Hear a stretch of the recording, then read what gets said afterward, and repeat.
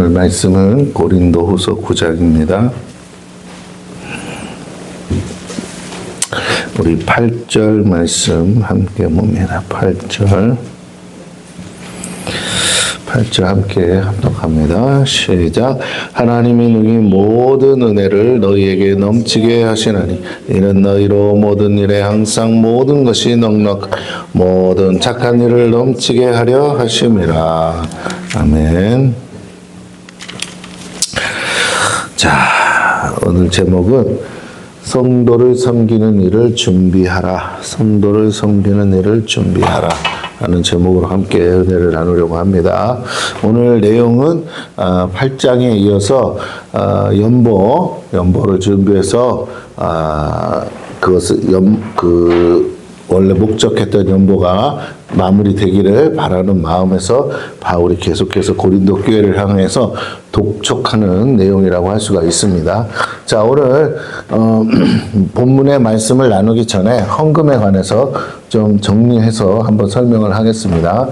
뭐 다 알 수 있지만 그래도 한번 정리하는 차원에서 합니다. 헌금의 목적이 있겠죠. 교회에 나와서 신앙생활하는 많은 사람들이 또 상처받고 시험 드는 내용 중에 하나가 금전적인 문제, 이 돈의 문제인데 교회에 도움을 받고는 싶은데 교회에다가 헌금을 내는 거에 대해서 되게 불편하게들 생각을 합니다.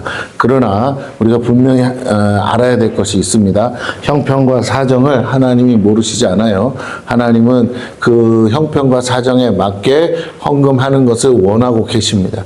억지로 하는 거 원하지 않고 자원함으로 하기를 원하시는데 중요한 것은 헌금의 목적은 우리가 다시 한번 얘기하지만 하나님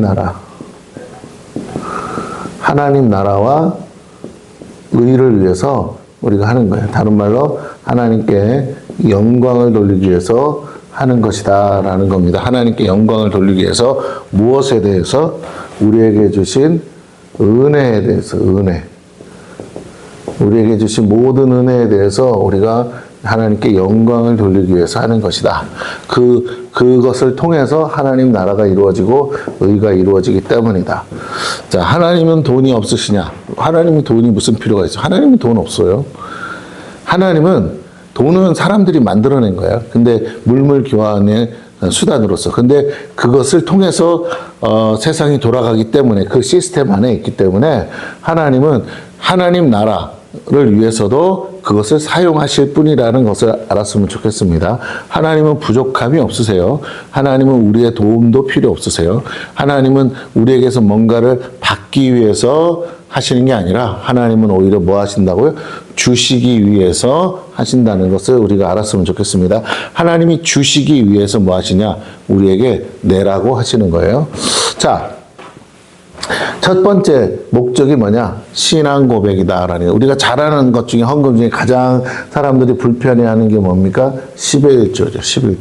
11조. 근데 가장 먼저 누가 했습니까? 우리가 아는 것처럼 아브라함이 멜기세덱에게 가장 먼저 그의 전쟁의 승리를 전승에 대한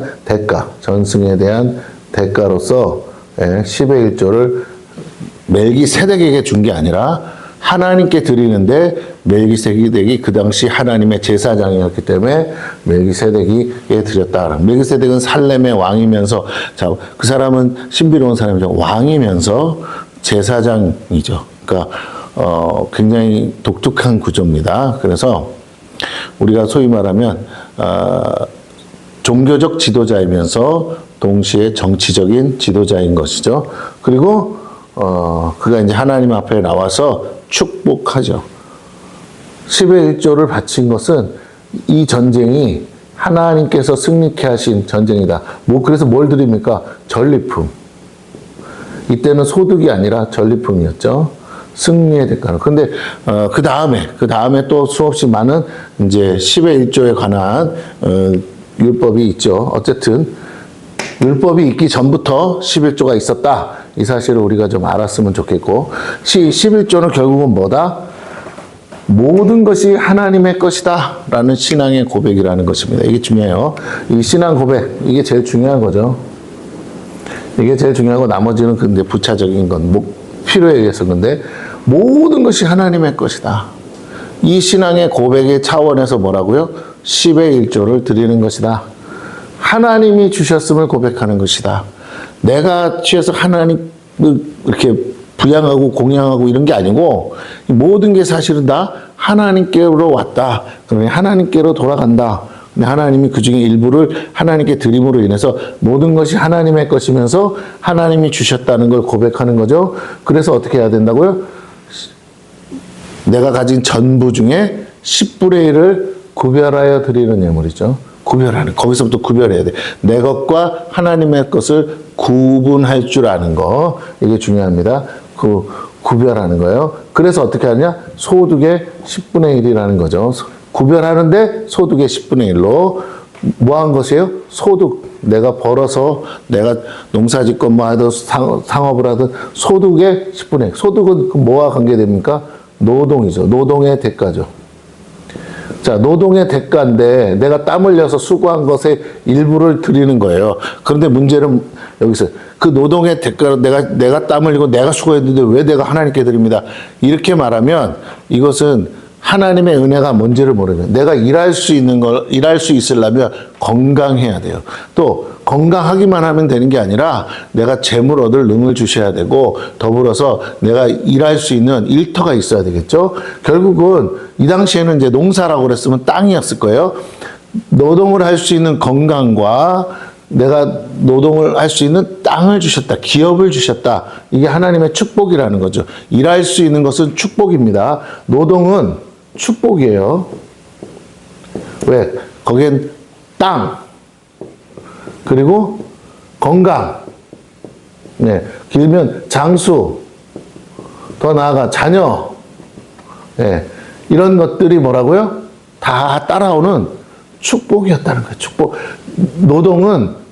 노동 자체가 축복이라는 거예요. 그리고 그 대사 축복의 여러 가지 통로들이 또 있는 것이죠. 땅도 통로요, 여러 가지 통로가. 자, 그래서 우리가 하나님 앞에 10의 1조를 아유 너무 아까워요. 11조를 어떻게 드려요? 라고 말하는 것은 정말 믿음이 없고 신앙이 없는 것이고, 정말 믿음이 있는 사람의 특징은 10의 1조를 드릴 수 있는데, 왜 드릴 수 있느냐면 모든 것이 하나님의 것이고 하나님이 주셨고, 그래서 그 중에 소득의 10분의 1을 구별하여 드리는데, 그래서 하나님이 나에게 뭘 하셨느냐, 먹을 양식을 주셨다는 거죠. 하나님이 나에게 일할 수 있는 은혜를 주셨다는 것이죠. 이게 중요합니다. 그래서 그렇게 일을 하는데 모든 것이 하나님의 것이고 하나님이 주셨으니까 나는 결국 뭐예요? 내 것은 없으니까 선한 청지기의 삶을 살아야 된다. 그냥 청지기가 아니라 선한 청지기.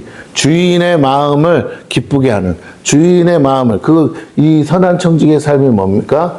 갑절로 남기는 삶. 갑절의 삶. 열심히 충성해서 어떻게 해요? 갑절로 남겨드릴 수 있는 선한 청지기의 삶을 사는 것이다.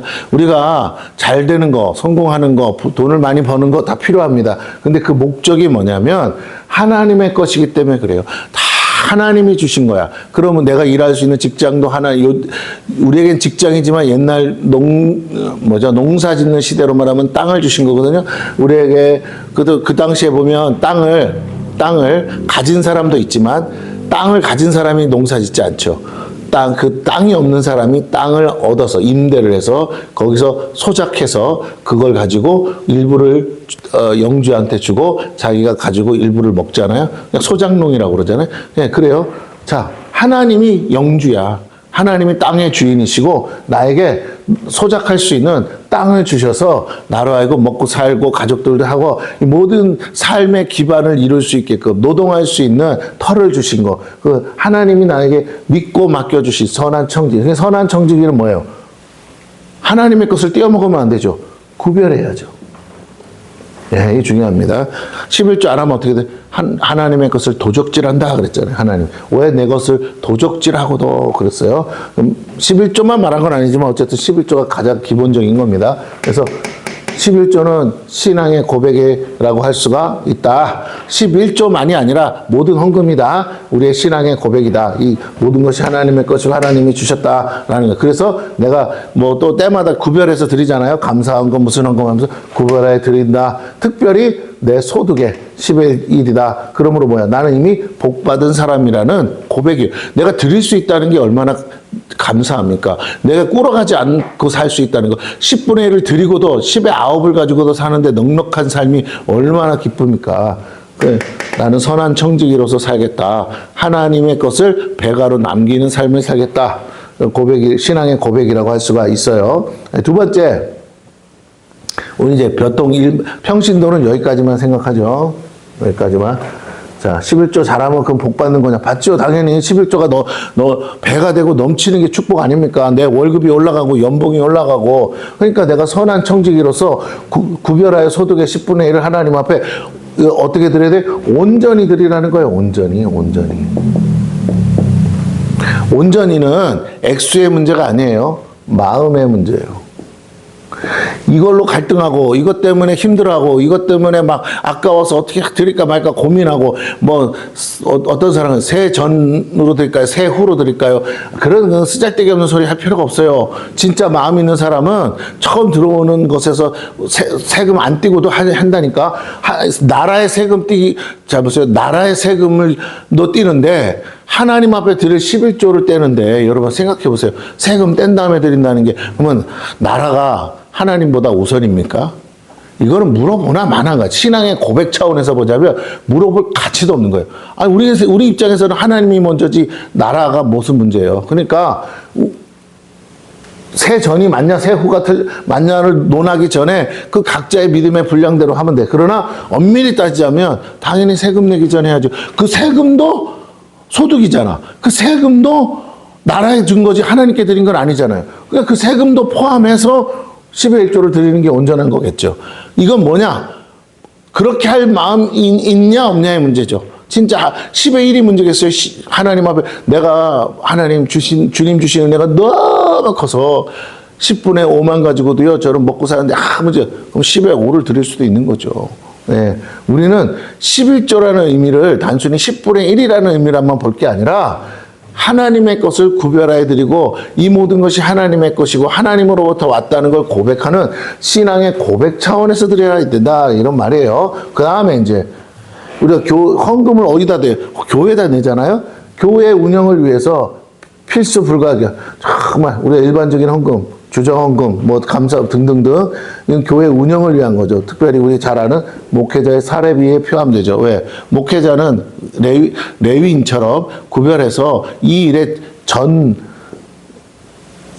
이게 전업이잖아요. 전업. 이게 그 사람의 일이에요. 다른 세상 일을 안 하는 걸 전제로 하기 때문에 교회가 그 헌금을 가지고 성도들의 헌금을 가지고 목회자의 사례비를 주는 거죠. 자, 그 다음에 교회 운영 비용이 있죠. 예, 뭐 월세도 나가고 전기세도 나가고 수도세도 나가고 이 정상적 합법적인 운영 비용이 있겠죠. 세 번째는 교회가 그냥 가만히 있지 않죠. 사업을 하잖아요. 구령 사업, 선교와 구제비로 사용되겠죠. 자, 세 번째, 성도를 섬기는 일이 있습니다. 교회 안에. 이건 이제 목적 헌금이라고 할 수 있어요. 그 성도 간에 어떤 사람한테 이 헌금이 사용되느냐? 연약한 지체를 위해서.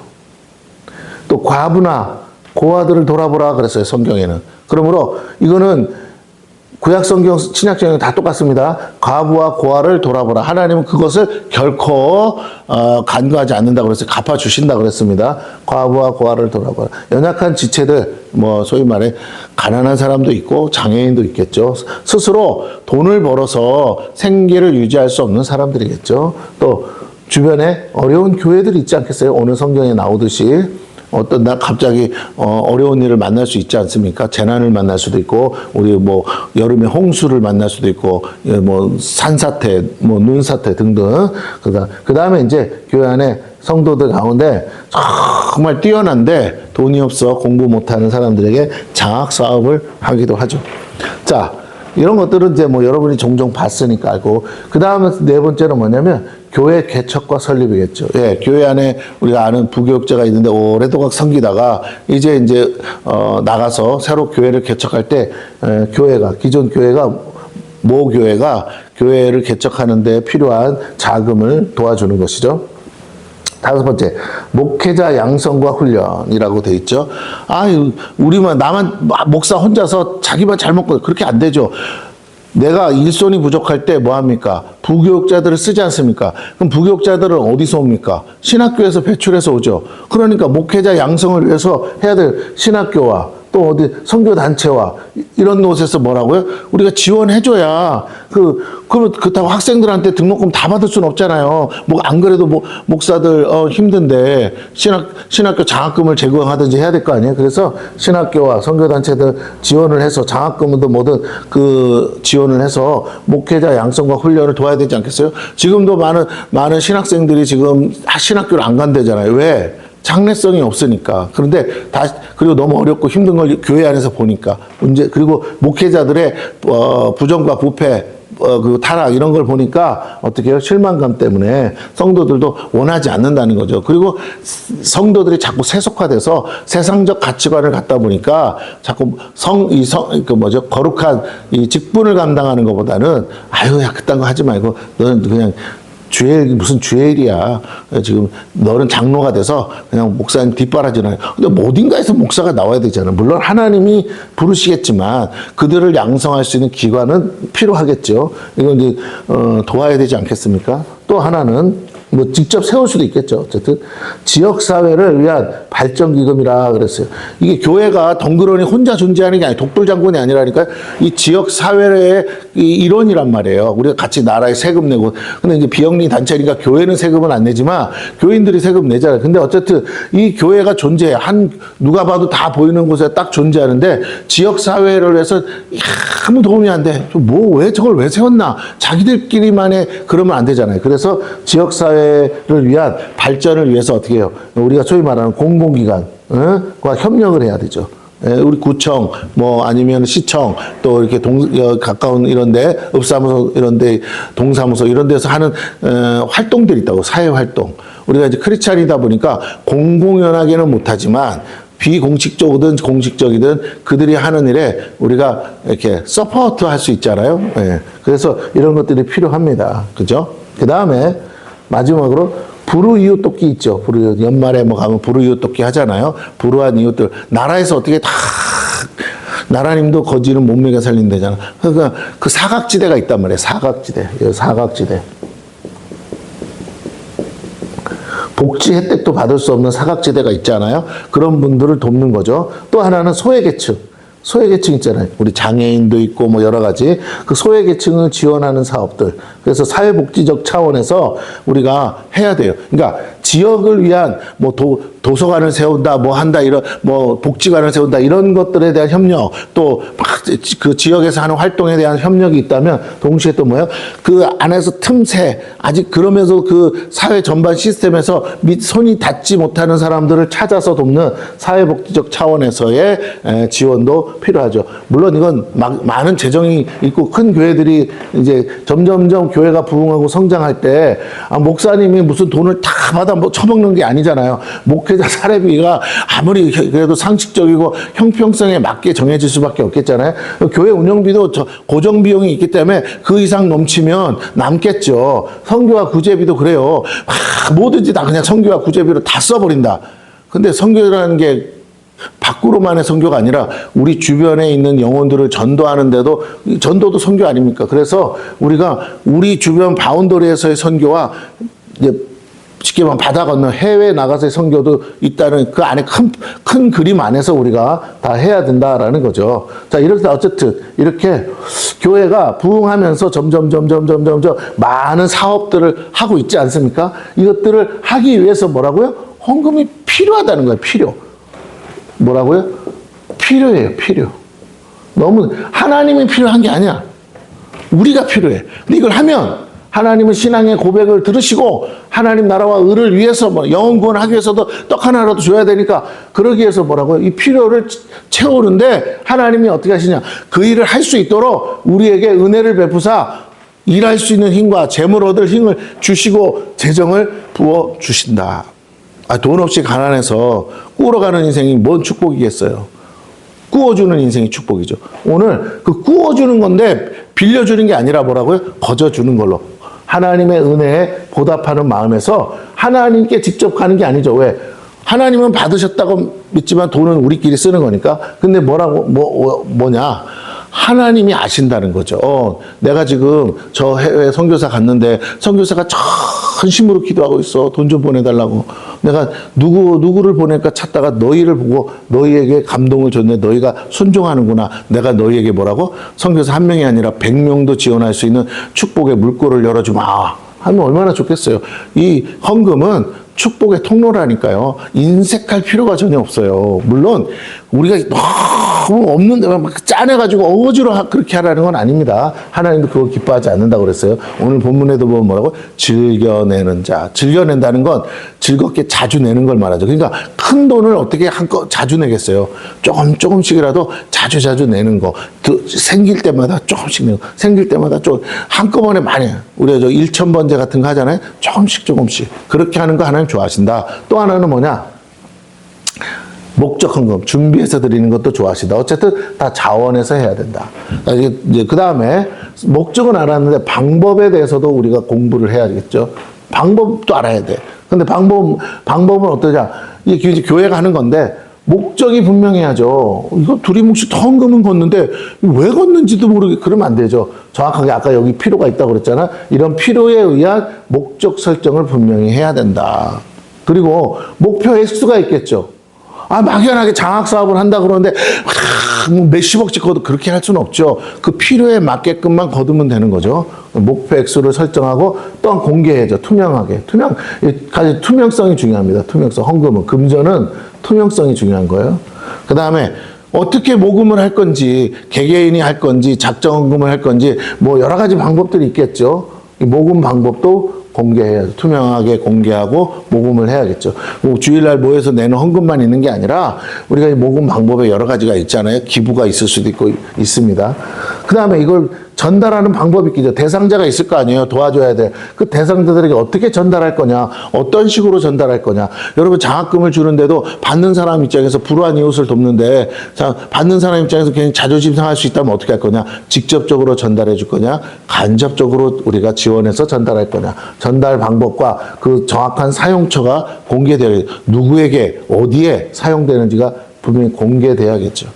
교회는 정직하고 투명해야 되니까 특히 돈에 대해서만큼은 목회자든 교회는 투명해야겠죠. 언제든지 다른 말로 하면 일일이 까발리고 그 소문내라는 게 아니라 언제든지 뭐 해야 돼요? 투명하게 보여줄 수 있어야 된다. 예, 이 돈 거래가 돈이 오고 가는 모든 이 출처가 명확해야 된다.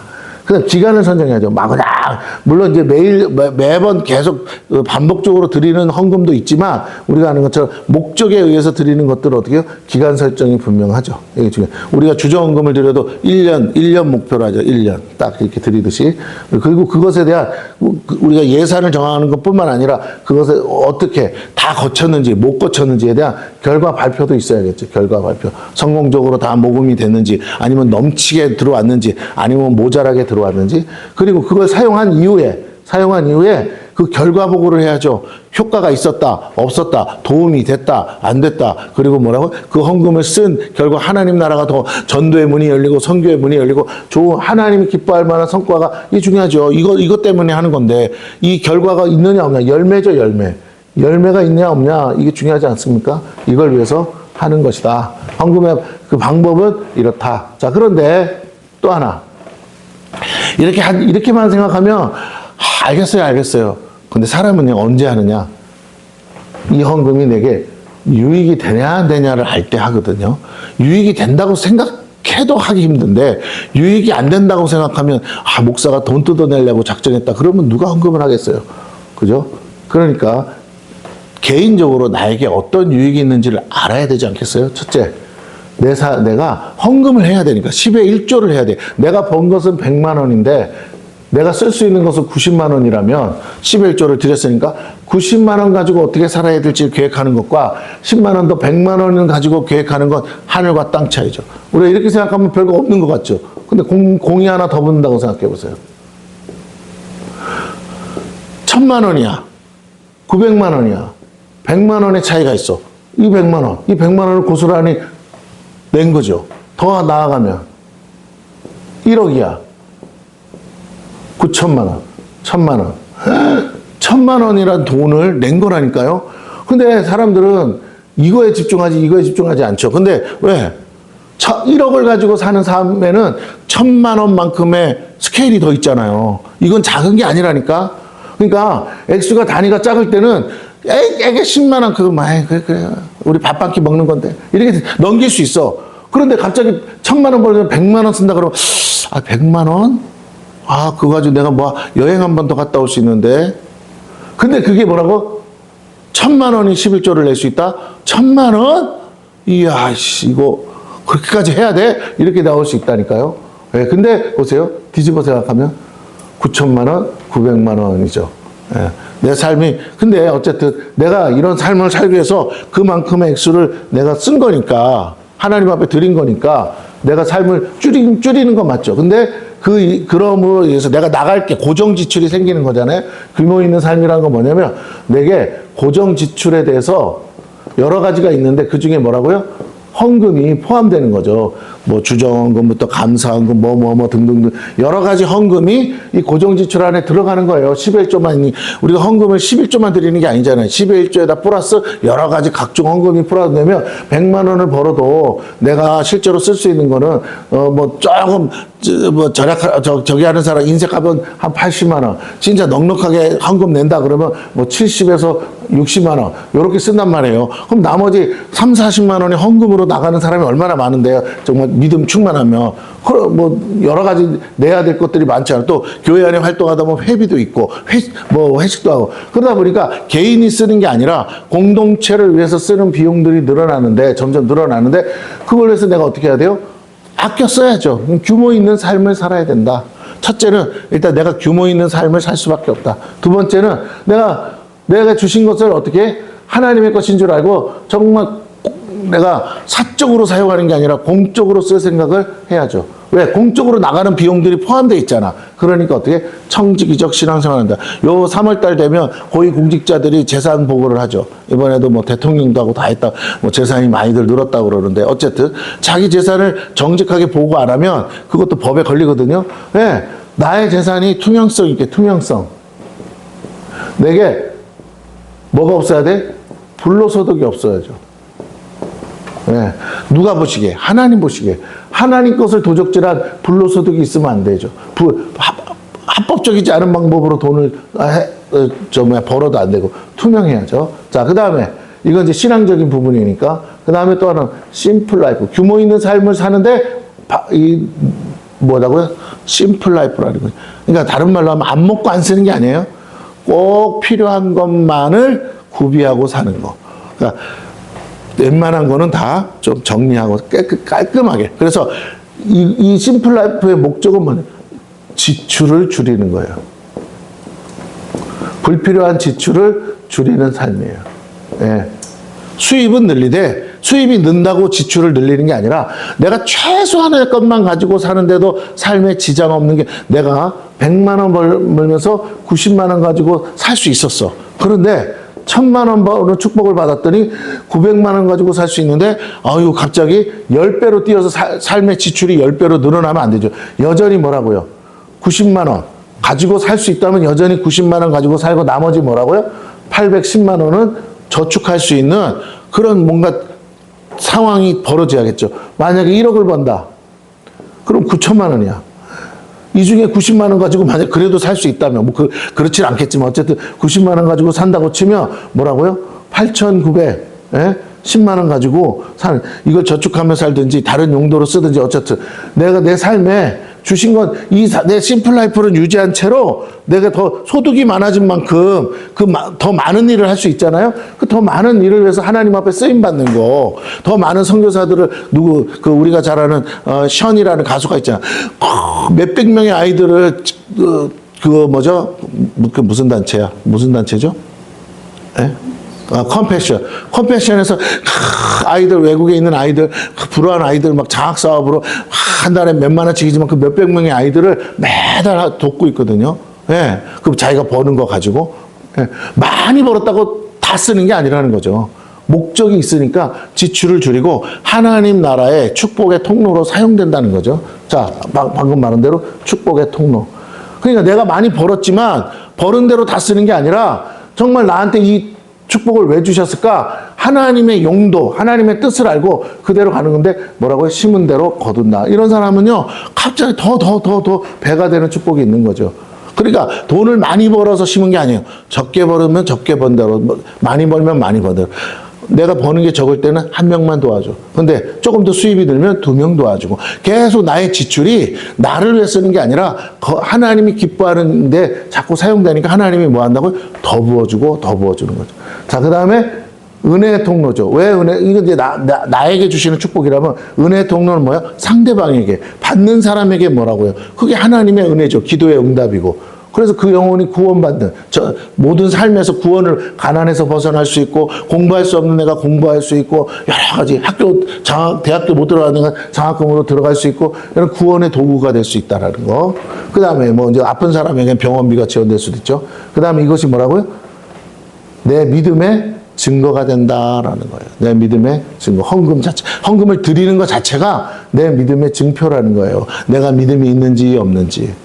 그 다음에 왜 내 걸 떼어서 주는 게 쉽지 않거든요. 그 다음에 마지막으로 이 모든 걸 통해서 뭐라고요? 우리가 이제 가장 궁극적으로 선교헌금을 드리잖아요. 선교적 삶을 살 수 있다. 선교적 삶이라는 꼭 선교를 하냐 마냐의 문제가 아니라 내가 영혼을 얻기 위해서 내가 하는 모든 수익의 일부를 계속 하나님 나라를 위해서 계속 쓰는 거죠. 이 선교적 삶을 사는 거. 이것이 헌금에 관한 여러 가지 내용을 좀 일목요연하게 좀 정리, 이거 외에도 더 있을 수 있겠으나, 그 뭐 책을 쓸 것도 아니니까, 요 정도만 알면 되고, 중요한 건 오늘 성도는 곧 교회이면 교회를 말하기도 하고, 성도들이 모이면, 개인이면 성도지만 모이면 교회잖아요. 성도를 섬기는 일. 성도를 섬기는 일. 이게 뭐라고요? 오늘 본문의 연보. 그거를 뭐하라? 준비하라. 우리가 목적 헌금을 한다고 그랬잖아요. 그 목적을 정했으면 뭐 해야 돼요? 모아야죠. 일정액을 교회는 항상 어떤 일을 위해서 목적 헌금을 모아서 준비해야 한다. 교회를 하나 세우기 위해서라도 뭐예요? 준비해야 된다. 교회 개척하는데 부교육자가 나와서 개척한다는데 도와주지도 못해. 돈이 없어서. 그럼 안 되죠. 미리 그 부교육자가 올 때부터, 보통 우리가 있잖아요. 회사를 다니면 그 사람이 언제 나갈지를 알고 1년 이하일 때는 없지만 1년 이상 되면 뭘 줍니까? 퇴직금. 월급에서 일부를 떼서 퇴직금을 준비하잖아요. 예? 공단에서도 다 준비해 주자. 요즘 그거 안 하면 법에 걸리잖아요. 그러니까 세상도 그렇게 한단 말이에요. 우리 교회도 수익의 일부를 떼서 목회자, 개척 자금을 다 주면 얼마나 좋겠어요. 근데 안 되면 뭐라고요? 일부라도, 월세라도 지급할 수 있게끔 지원해 줘야 되는 거 아니냐라는 거죠. 등등등등등. 예. 그래서 준비해야 돼요. 1년 동안 준비해서 또 한 번 하고. 자주 할 수는 없죠. 그러나 뭐 신학교에다가 돕는다든지 또 지역사회에 돕는 거, 이거 1년에 한두 번 하는 건데 이 일을 위해서 헌금을 따로 구별해서 더 쓰고 싶은 분이 많은데 그 모아놔야 돼. 그러면 교회도 어떻게 해요? 교회도 심플 라이프가, 심플 처치가 되는 거죠. 요즘 유행하는 말이에요. 지금 코로나 이후에 교회들이 무슨 운동을 해요? 심플 처치 운동을 해요. 다 교회가 심플 처치하는 거는 뭐 사역도 그렇고 다 그러는데 결국은 사역을 하면 돈이 나가고 사람을 써야 되니까 심플 처치하려면 뭐야? 최소의 인원을 가지고 최대의 효과를 내기 위해서 어떻게 가급적 교회 안에 많은 지출을 줄이고 여러 가지 사업을 중구난방으로 펼치던 것들을 어떻게 해요? 일목요연하게 열매가 있는 사업. 결과적으로 봤을 때 열매가 있는 사업에 그 지역, 그리고 그 지역에 꼭 필요한 거, 복음의 문을 열기 위해서 꼭 필요한 사업에 10가지 다 하지 말고 10가지 찔끔찔끔 하지 말고 뭐라고요? 한 가지에 집중해서 거기에다가 투자해라. 그래서 열매를 내라. 요즘 심플 처치가 유행인데 어쨌든 헌금, 섬기는 일을 준비하라. 이게 뭐라고요? 성도를 섬기는 일을 준비하는. 개인이 자기가 버는 것에서 교회에다 내는 헌금 말고도 일정한 액을 모아가지고 1년에 한 번씩 선교비로 낸다. 그럼 뭐예요? 그게 선교적 삶이에요. 내가 직접 가서 선교 안 해도 선교하시는 분 돕는 거니까 이게 선교적 삶이에요. 아니면 내가 뭐라고 매달 얼마씩 떼서 구제비로 아까 같은 컴패션이나 이런 단체에다가 지원하는 것도 선교적 삶이죠. 왜? 거기서 일하는 사람들은 선교적 목적으로 일을 하는 거니까. 자, 그렇습니다. 자, 그래서 이런 내용을 좀 보시고 그 다음에 이제 본문의 내용으로 들어갈 건데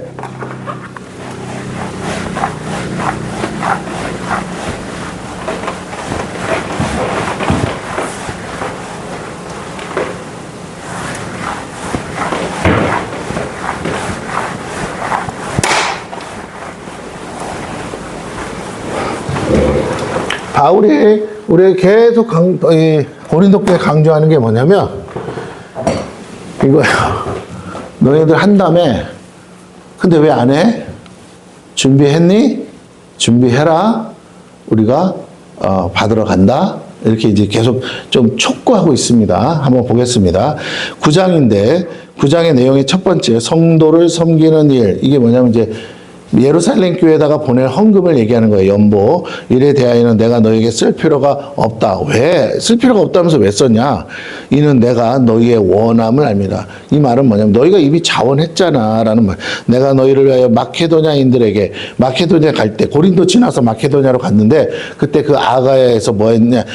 고린도 교회가 1년 전부터 헌금을 준비하였다는 것을 내가 가는 곳마다 자랑했어. 과연 너희의 열심이 많은 사람들을 분만 그 말을 듣고 마케도냐도 어저께 얘기한 것처럼 8장에 나오는 것처럼 환난의 한가운데서 극심한 가난 가운데서 그들이 기쁨으로 간절함으로 자원함으로 고린도 교회도 하는 그거 우리도 동참하겠습니다 하고 발벗고 나섰다. 너희들 들었지? 이렇게 다들 너희들이 한다고 하니까 거기에 따라서 우리도 질세라 다 그렇게 열심히 분발했거든. 근데 먼저 시작한 너희가 아직도 마무리를 못했니? 라는 거죠. 그 왜 그랬냐? 자기들끼리 맨날 싸우니까 이 헌금이 모아지겠어요? 안 모아지지? 누구를 위한 헌금이냐? 이렇게 따지지 않겠습니까? 예, 바울도 의심하는 판에 3절. 그런데 이 형제들을 보낸 것은 이 일에 너희를 위한 우리의 자랑이 헛되지 않고 무슨 자랑? 앞에 아까 1년 전부터 고린도 교회는 미리 준비했다라는 그 자랑이 헛되지 않고 내가 말한 것 같이 준비되게 하려 함이라. 이미 준비하고 있다 하는데 내가 고린도 교회 가면 거액의 연보를 받아올 거야 라고 자랑을 했는데 거긴 부자 동네라. 근데 준비가 안 됐어? 이렇게 하면 안 되지. 그래서 뭐라고 그러냐. 4절에 혹 마케도냐인들이 나와 함께 가서 이제 그 중에 일부 따라온 사람 있겠죠? 너희가 준비하지 아니한 것을 보면 너희는 고사하고 우리가 이 믿던 것에 두려움을 당할까 두려워하느라. 그렇죠. 아이고 바울 사도님 이게 뭡니까? 아이고 우리도 안 할래요. 저 돈 많은 교회도 안 하는데 우리가 힘든 이 조그만 교회까지 아유 됐어요. 이렇게 나올까봐 우리 염려해서 지금 높아심으로 얘기하고 있습니다. 권면하는 거죠. 5절 그러므로 내가 이 형제들로 먼저 너희에게 가서 너희가 전에 약속한 연보를 미리 준비하게 하도록 권면하는 것이 필요한 줄 생각하였노니 이렇게 준비하여야 참 연보답고 억지가 아니니라. 바울이 뭐라고 말합니까? 이렇게 준비하는 것이 뭐라고요? 참 연보다. 억지가 아니다. 그러니까 항상 하나님은 어떤 헌금을 원하신다고요? 준비하는, 자원하여, 간절히, 자원하여, 간절히, 드리는 헌금을 하나님은 기뻐하신다라는 거죠. 참 연보가 돼야 된다. 우리가 막 즉흥적으로 해서 되는 일이 아니다라는 겁니다. 물론 어느 때는 성령의 감동으로 할 수도 있겠죠. 예, 내가 다른 목적으로 모아놨던 헌금을 뭐 예배드리다가 기도하다가 성령의 감동이 와서 용도를 바꿀 수는 있겠어요. 그것도 이미 뭐예요? 준비된 거잖아요. 그러니까 하나님은 항상 뭔가 준비되어 있다는 건 뭐예요? 그가 오래도록 그걸 위해서 기도하고 오래도록 그걸 위해서 마음을 쓰고 있다는 거 아닙니까? 하나님은 그런 진정성 있는 것을 원하신다라는 거죠. 자, 그래서 5절까지 말씀인데 사랑 형제들을 보냈다는 거죠. 그게 어디 나옵니까? 우리 8장에 보면은 6절에 보세요. 그러므로 우리가 디도를 권하여 그가 이미 너희 가운데서 시작하여서 이제 고린도 교회 가운데서 이미 시작하여서 1년 전 얘기입니다. 이 은혜를 그대로 성취하게 하라 하였노라. 그리고 어디로 10절을 가보세요. 10절 이 일에 관하여 나의 뜻을 알리노니 이 일은 너희에게 유익함이라 너희가 1년 전에 행하기를 먼저 시작할 뿐 아니라 원하기도 하였은즉 이제는 하던 일을 성취할지니 마음에 원하던 것과 같이 완성하되 있는 대로 하라. 그렇게 얘기합니다. 여러 가지 얘기를 하고 나서 자, 또 뭐라고 하냐 이제 16절에 그 일을 위하여서 다시 그 연보를 맡을 자로 누구를 보내? 디도를 보내죠. 왜? 시작을 디도가 했으니까 너희를 위하여 같은 간절함을 디도의 마음에도 주시는 하나님께 감사하노니 그가 권함을 받고 앞에 나왔죠. 6절에 더욱 간절함으로 자원하여 너희에게 나아갔고 뭐라고요? 간절함으로 자원해야 된다고요. 또 그와 함께 그 형제를 보내었으니 이 사람에 대해서 쭉 설명이 나오죠. 그리고 또 22절에 뭐 또 그들과 함께 우리의 한 형제를 보내었노니 우리는 그가 여러 가지 일에 간절한 것을 여러 번 확인하였거니와 이제 그가 너희를 크게 믿음으로 더욱 간절하니라. 여러분 나한테 뭐라고요? 자원하여 간절히 드려져야 되죠. 이 연보 드리는 일에 이 사람들은 이제 헌금을 내는 게 아니라 그 헌금을 배달하는 일을 하는데 그 일에 간절하다는 거예요. 그 다른 말은 이들도 돈을 직접 뭐 거금을 내는 사람들은 아니죠. 이들도 헌금했겠죠. 근데 거금을 내는 사람은 아니지만 이 거금이 안전하게 예루살렘까지 전달되는데 여러분 도둑대가 와서 협박할 수 있죠. 목숨이 위태로울 수 있잖아요. 거금을 갖고 있다는 사실만 알려줘도 쫓아오지 않겠어요? 그래서 이것을 안전하게 전달하는 목숨 내놓고 하는 일에 오히려 그들은 간절했다는 거죠. 23절 디도로 말하면 나의 동료의 너희를 위한 나의 동역자예요. 우리 형제들로 말하면 여러 교회의 사자들이요 그리스도의 영광. 저도 기도해봤는데 선교할 때 제가 막 아무것도 없지만 기도를 해요. 선교지에 기도 편지를 듣고 아유 하나님 선교지 이런 게 필요하다는데 하나님 도와주세요. 액수 이만큼 있었으면 좋겠어요. 선교 좀 가서 전달할 수 있게 도와주세요. 하여튼 내 마음이 간절하면 간절할수록 물론 성령께서 주시는 마음이겠지만 그럴수록요 모든 기도 제목에 간절한 건 아닙니다. 하나님이 어느 기도 제목에 대해서 갑자기 가고 싶다 가서 도와주고 싶다는 마음이 간절할 때가 있어요. 그러면 신기하게 하나님이 신기한 방법으로 땡전 한 번 놓고 아무것도 없는데도 이상해요. 이상하게 일을 만드셔서 재정이 들어오게 해서 결국에는 그들의 필요를 채울 수 있게 하시더라. 근데 내가 헌금 낸 건 아니야. 나는 전달한 것뿐이야. 근데 나의 간절함이 있었고 기도의 응답이 있다 보니 그게 응답으로 보이다 보니까 하나님이 내 기도를 들고 이 일을 이루셨구나. 또 누군가를 사용하셨구나. 그래서 내가 그 선교사에게 이 재정을 보냄으로 해서 그들이 살아나는 걸 보면서 뭐라고요? 너무 뿌듯하고 기분. 나 돈은 없는데 하나님이 나를 통해서 일을 하시네. 내가 간절하게 기도하는 그 기도에 응답하사 이 일을 이루게 하시네. 디도가 이런 사람인 거죠. 디도가 이런 마음이었다는 거죠. 그래요. 자, 그렇습니다. 그래서 이제 다시 돌아가서 6절을 봅니다. 이것이 곧 적게 심는 자는 적게 거두고 많이 심는 자는 많이 거둔다. 자, 보세요. 약간 내용상 서로 충돌하고 좀 암만 이율배반적인 말씀이 있어요. 자, 앞 8장에 나오는 말씀과 9장에 나오는 말씀이 약간 상충되는 게 있어요. 헷갈리면 안 됩니다. 자, 보세요. 9장 6절에 뭐라고? 하나님 말씀에 적게 심는 자는 적게 거두고 많이 심는 자는 많이 거둔다 그랬어. 그거 당연히 우리 다 원하는 거잖아요. 그런데 8장 15절을 보세요. 8장 15절에 뭐라고요? 많이 거둔 자도 남지 아니하였고 적게 거둔 자도 모자라지 아니하였느니라. 이 말씀이랑 좀 다르지 않아요? 이게 뭐지? 이게 뭐야? 네. 이거는 전혀 다른 말씀이 아니에요. 같은 목적을 위해서 주시는 같은 말씀이에요. 그래서 이 말씀을 이해하려면 14절을 먼저 이해하고 이걸 봐야 돼. 14절에 뭐라고요? 이제 너희의 넉넉한 것으로 그들의 부족한 것을 보충함은 후에 그들의 넉넉한 것으로 너희의 부족한 것을 보충하여 균등하게 하려 함이라. 자, 하나님 편에서는 목표가 뭐냐? 균등하게 한다는 거였죠. 균등하게 함. 자, 그럼 이 목표를 이루기 위해서 하나님이요. 자, 교회가 있어. 여기도 교회가 있어. 자, 두 교회가 있는데 여기는 부자 동네. 여기는 가난한 동네. 여기는 성도가 한 100명, 여기는 성도가 한 10명. 당연히 자 보세요. 하나님은 같은 교회이기 때문에 똑같이 잘 되기를 바라세요. 그러니까 이 교회들이 모여서 우리가 교회를 건축하겠다 한다면 하나님은 이 교회도 교회를 건축하게 하고 싶고 이 교회도 교회를 건축하게 하고 싶으실 거예요. 그런데 보니까 여긴 재정이 부족해.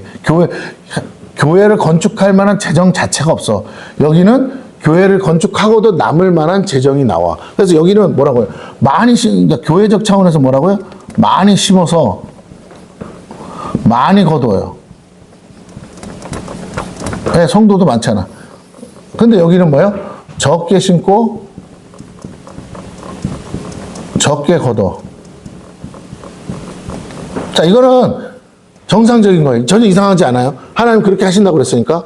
아, 이들은 복을 받아보니까 너무 신나는 거예요. 그러니까 더 많이 심으려고 해. 근데 이 사람들은요, 애시당초 적어서, 적게밖에 안 심어서 거둔 것도 적어서, 뭐 이렇게 헌금하고 거기에 복 받는 건 별로 이렇게 재미가 없어. 다른 걸로는 복이 있어도. 하나님 다른 은혜를 주시겠죠. 여기는 뭐 기도하고, 뭐 영안 열리고, 막 이런 영적인 축복이 많다면 여기는 육적인 축복이 많은 거죠. 자, 그런데 하나님 어떻게 하시느냐.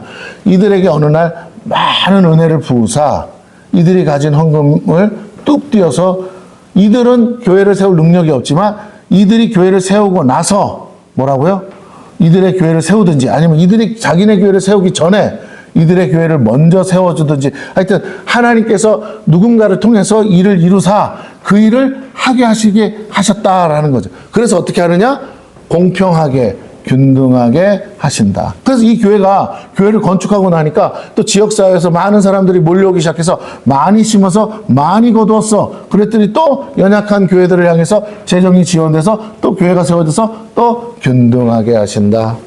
성도들끼리도 그렇지만 교회 안에 또 성도들끼리도 그렇지 않겠어요? 돈을 많이 버는 사람, 사업하는 사람은 많이 벌지만 뭐 사업을 안 하는 일반 공무원들은, 일반 직장인들은 돈을 많이 벌 수가 없잖아요. 자, 그래서 어쨌든 사업을 많이 한 사람이 헌금을 많이 내므로 인해서 그 헌금을 가지고 교회 학교나 교회 모든 뭐 이런 것들을 같이 공유하니까 헌금을 적게 낸 사람도 같은 시설에서 같은 환경 속에서 다 누릴 수 있는 거 아니겠습니까? 예, 이렇게 공평하게 하고 균등하게 하는 것이. 그래서 이 두 가지 말씀은 충돌하는 게 아니라 같은 목적에서 같은 말씀이다라고 이해하셨으면 좋겠어요. 자, 각각 그 마음에 정한 대로 할 것이요 인색함으로나 억지로 하지 말지니. 그렇죠? 인색함으로 억지가 아니고 뭐라고요? 자원함으로 간절히 하라는 거죠. 기쁘게. 하나님은 뭐 하는 자를? 즐겨내는 자를 사랑하시느니라. 즐겁고 그리고 자주 내는 사람을 좋아하신다. 8절에 자, 그래서 하나님이 능히 모든 은혜를 너희에게 넘치게 하시니. 고린도 교회를 향한 말씀이에요. 이미 알잖아요. 우리 고린도 교회가 은혜가 얼마나 넘치는지. 성령에 충만한 교회죠. 넘치게 이는 너희로 모든 일에 항상 모든 것이 넉넉하여 모든 착한 일을 넘치게 하려 하시며. 하나님이 너희에게 이렇게 많은 은혜를 왜 주셨어? 너희 보고 착한 일 넘치게 하라고 주셨는데 어떻게 너희는 너희 배로 다 돌아가냐? 너희가 다 닦았으냐? 너희 조심해 라고 얘기하시는 거예요. 이거 경고성 발언이에요. 자, 그러면서 하나님이 너에게 복 주시는 목적을 알아야 돼. 은혜를 왜 주시는데. 그러면서 말씀을 딱 들이댑니다. 그 히든 카드죠. 빼도 박도 못하게 기록된 바 그가 흩어 가난한 자들에게 주었으니 그의 의가 영원토록 있느니라. 너희의 의가 하나님 앞에 영원히 있기를 바래. 하늘나라 가서 상 받기를 바래. 그럼 어떻게 하라고? 흩어 가난한 자들에게 나누어줘서. 흩으라는 게 나누는 거잖아요. 나누어서 가난한 자들에게 줘. 너희들 사실 그렇게까지 다 안 처먹고 살아도 충분히 잘 먹고 잘 살고 있잖아.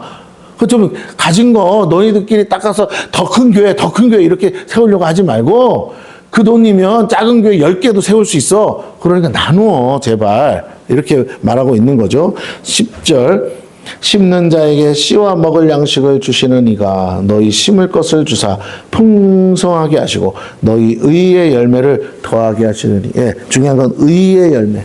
자, 헌금은 뭐라고요? 헌금은 의의 열매를 위한 도구죠. 하나님이 의의 열매를 맺어야겠는데 그걸 뭘로 일하신다? 헌금으로 일하신다. 너희가 모든 일에 넉넉하여 너그럽게 연보를 하면 그들이 우리로 말미암아 하나님께 감사하게 하는 것이라. 예, 그 받는 사람들이 하나님께 감사하게 하려고 너희가 그 헌금을 떼어서 드리는 거. 그들의 기도에 응답이 되는 거고 하나님은 그들의 기도에 응답하실 때 너희에게 축복을 주셨다고. 이거 너 알아야 돼. 너가 잘나서 준 게 아니고 저들의 기도에, 저들은 삶에 이렇게 생각해 보세요. 지금 전쟁 나 있는 이란 땅에서 뭘로 돈을 만들겠어요? 뭘로 돈을 벌겠어요? 전쟁 나서 미사일이 쳐들어와가지고 다 풍지박산 났는데 산업의 기반이 다 무너졌는데 벌고 싶어도 못해. 그런 곳에 뭐라고? 아무 전쟁과 상관없이 내가 노력하면 얼마든지 돈 벌 수 있는 곳에서 뭐라고요? 예. 공수해서 보내줘야 여기 교회가 살아야 여기의 영혼들도 살아나고 그들을 구제해야 뭐라고요? 하나님 나라의 상급이 되지 않겠느냐. 하나님은 그들도 사랑하시는데 이렇게 어렵고 힘들 때 도와야 되는 거 아니냐. 그래야 그들의 마음이 열릴 것 아니냐라는 것이겠죠. 자, 12절부터 쭉 보면 이렇게 나옵니다. 이 봉사의 직무가, 자 보세요. 뭐라고요? 헌금 드리는 게 뭐라고? 봉사의 직무. 무슨 봉사라고 그랬어요? 성도를 섬기는 일 또는 교회를 섬기는 일, 그 일을 위한 봉사의 직무가, 자 뭐야? 성도들의 부족한 것을 보충할 뿐. 이 봉사의 직무가 하는 일이 뭐라고? 성도 섬기는 일이 뭐야? 성도의 부족함을 채우다. 이게 중요합니다. 성도의 부족함을 채워서 뭐 한다고요? 균등하게 하신다. 누구도 하나님은 차별하지 않으신다. 오히려 하나님은 우리를 떠보셔요. 축복의 통로로 사용하기에 적합한 거 아주. 내가 너한테 복 준 거 너 어떻게 쓰는지 볼 거야. 그런데 너만 닦아 먹어? 그러면 너 그 받은 복 내가 다시 거두어 간다. 아니 네 때에는 복을 줬는지 몰라도 네 다음 세대에는 복 없어. 그런데 내가 이 봉사의 직무를 잘 감당하고 즐겨내면 하나님 뭐야? 성도들의 부족함을 채울 수 있기 때문에 내가 너에게 대대로 재물 얻을 능을 주고 물권을 줄 거야 라고 하시는 거죠. 자, 그러면서 보세요. 이 직무로 보충할 뿐 아니라 사람들이 하나님께 드리는 많은 감사로, 여러분 큰 교회에서 모은 돈으로 작은 교회들 막 나눠줘. 그러니까 감사가 교회들마다 막 넘쳐. 많은 감사로 말미암아 넘쳤느니라. 예? 아까 얘기했잖아요. 고린도 교회가 시작했다니까 뭐라고요? 다른 작은 교회들까지도 십시일반 헌신하려고 달려들더라는 거죠. 13절 이 직무로 증거를 삼아 너희가 그리스도의 복음을 진실히 믿고 복종하는 것과, 예, 이거 중요합니다. 여러분 헌금하고 말고가 왜 중요한지 아세요? 나의 믿음의 진정성이 드러나는 거예요. 그리스도의 복음을 진실히 믿는지 가짜로 믿는지가 어디서부터 시작한다고요? 내 주머니에서부터 시작한다. 진실히 믿고 내가 내 재물에 대해서 하나님 앞에 바로 복종하지 않으면, 내 것이라고 주장하지 않고 다 하나님의 것이라고 내가 온전히 선한 청지기로서 바로 서지 않으면요, 하나님은 내 믿음을 인정하지 않으세요. 믿음을 인정하지 않으면 뭐와 관계되는데? 구원의 문제와 관계가 있어요. 11조 안 했다고 구원 못 받냐 이런 말은 아니에요. 그런데 돈 못 벌면 못 할 수 있죠. 근데 돈을 벌 수 있고 11조를 할 수 있는데 안 한 거, 그거에 대해서 하나님 뭐라고 하냐? 너는 믿음이 없는 것 같은데 교회를 다니지만, 예. 그래서 하나님이요 구원의 문제까지 걸림돌이 될 수 있다는 걸 지적하세요. 그리스도의 복음을 진실히 믿고 복종하는 것과 그들과 모든 사람을 섬기는 너희의 호한 연보로 말미암아 하나님께 영광을 돌리고. 우리가 이 헌금에 대해서 얘기하는데 헌금이라고 생각하지 말고 재물이라고 생각하셔야 돼요. 그 재물을, 내가 가지고 있는 재물을 하나님께 드리거나 가난한 자에게 나누어 주는 것도 헌금입니다. 어쨌든 내 것을 나누어 주는 거니까, 내는 거니까. 그래서 예수님이 뭐라고요? 부자 청년에게 내가 어떻게 해야 구원을 얻을 수 있겠습니까? 그랬더니 네가 율법을 지켜라. 그랬더니 내가 어려서부터 다 지켰나이다. 그랬더니 주님이요 정확하게 이렇게 말했어요. 한 가지가 딱 부족해. 그 한 가지야. 이거 하나만 네가 하면 완성되는 거야. 그게 뭐냐?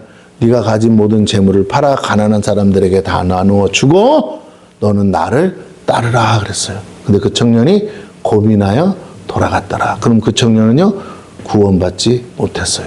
오늘 많은 사람들이 여기에 넘어져서 교회를 다니면서도 구원받지 못하고 있어요. 이건 정확해요. 천국 가보면 알아. 그리고 더 중요한 거, 주님이 뭐라고 그랬어요? 하나님과 재물을 겸하여 섬길 수 없느니라. 네가 네 재물에 대해서, 너에게 준 재물에 대해서 네가 어떤 태도로 신앙생활 하는지를 내가 반드시 점검하고 테스트하고 내가 확인할 거야. 너 다 네 거라고 생각해? 네 거 중에 일부 떼어주는 거야? 그런 식으로 내가 하나님이 부족하고 불쌍해서 하나님 앞에 기부하는 거야? 그럼 너랑 나랑은 아무 상관이 없다. 아니요. 이거 다 하나님이 주신 거예요. 하나님 거예요. 내 아버지가 나를 축복해서 내게 맡겨주신 거예요. 언제든지 말씀만 하세요. 내가 다 돌려드리겠습니다. 그 마음이, 자식도 마찬가지예요. 자식도 내 것이라고 하면요, 하나님이 기르지 않으세요. 하나님 거라고 고백하고 하나님께 드립니다 할 때 하나님이 책임지고 길러서 내가 상상하는 것 이상으로 하나님이 자녀들을 축복하세요. 왜? 하나님 자녀니까. 나가 할 일은요, 그냥 옆에서 부모 행세, 부모 노릇만 하는 거지 실제로 아무것도 하는 건 없어. 근데 그 고백이, 온전한 고백이 드려지면 하나님이 보이지 않는 손으로 기르시고 양육하시고 책임지신가요? 때마다 시마다 선한 사람을 붙여서 도울 자도 붙여주고 만남의 축복도 주세요.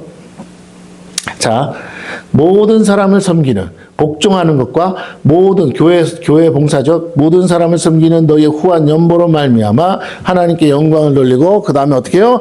또 그들이 너희를 위하여 간구하며, 헌금을 보내줬어. 그랬더니 예루살렘 교회가 어려움 중에 할 수 있는 건 돈이 아니잖아요. 그들은 돈을 지원받았지. 그들이 할 수 있는 건 무릎 꿇는 거예요. 우리가 선교사한테 보내주면 선교사가 우리한테 대갚아주는 게 아니잖아요. 선교사는 우리를 위해서 기도할 뿐이지. 근데 하나님은 그 기도에 대해서 뭐라고요? 반드시 응답한다. 여기 14절, 또 그들이 너희를 위해 간구하며 하나님이 너에게 지극한 은혜로 말미암아 너희를 사모하느니라. 그걸 하나님이 뭐 하신다고요? 절대 그 기도 간구 안 해. 갚아주신다고. 15절, 말할 수 없는 그의 은사로 말미암아 하나님께 감사하노라. 바울이 하는 말은 뭐예요?